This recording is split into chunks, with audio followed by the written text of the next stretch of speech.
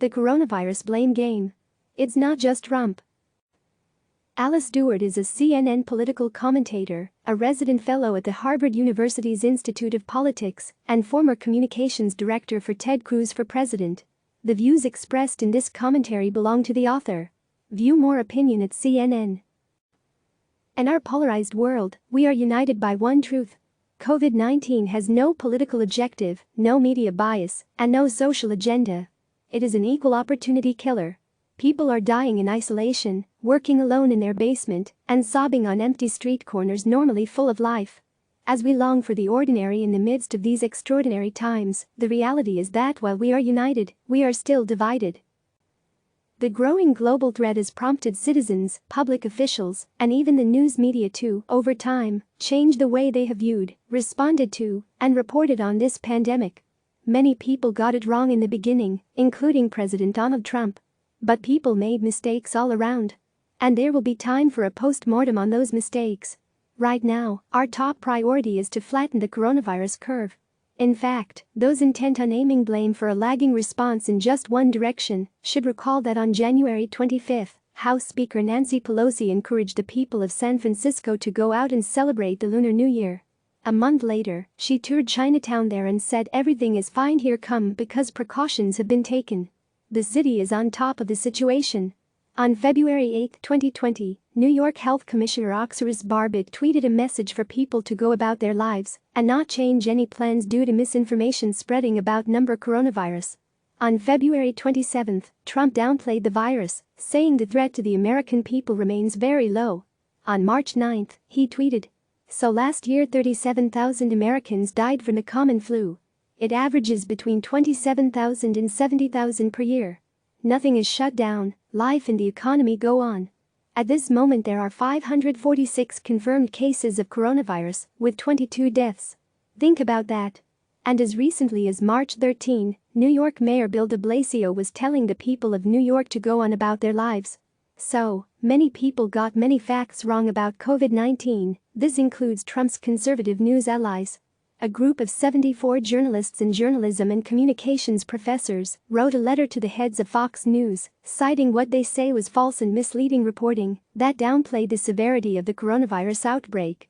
Joe Lockhart, former White House press secretary for former President Bill Clinton, tells me this false sense of security put many at risk. A large portion of Americans will believe anything the president says, and they get their news almost exclusively from Fox, he said. There has been a sea change in the president's thinking. In recent days, as reality of the deadly virus has set in, Trump and, to some degree, conservative news outlets have taken on a new tone, one that rightly addresses the challenge of the pandemic. But that has not stopped critics from relentlessly attacking the president and his media allies for their early coverage of COVID-19. The New York Times accuses Fox News of downplaying the pandemic early on, referring to Fox in a headline as part of the pro-Trump media's coronavirus distortion. New York Times columnist Kara Swisher blamed her mother's misinformation about COVID-19 on Fox, the whole Fox, and nothing but the Fox. Some have even called the network's early coverage reprehensible. I don't see how this is helpful at all.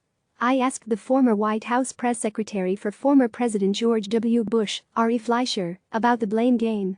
He said, in a crisis like this, the normal finger-pointing rules should be thrown out the window. He said the public doesn't want to hear about it, adding, "That's the last war, we're in the middle of a new one." As for public officials, including Trump and de Blasio, who may have been slow to respond initially, he says it's proper to acknowledge your mistake and learn from what went wrong, adding, "There's a difference in constructively looking back and finger-pointing and playing the blame game." Democratic strategist Joe Tribby acknowledges that some people got it wrong a lot longer than others. He tells me, everyone can be forgiven for that. But at some point you have to get it right and move on. Having spent my career in communications, I am proud of all the media outlets that have shifted their focus to COVID-19 coverage. Their shared sense of responsibility to provide life-saving information is palpable. You can see it in their faces. You can hear it in their voices. You can feel it in their emotions. Most outlets have hired new health professionals and physicians to join the existing medical experts on the air.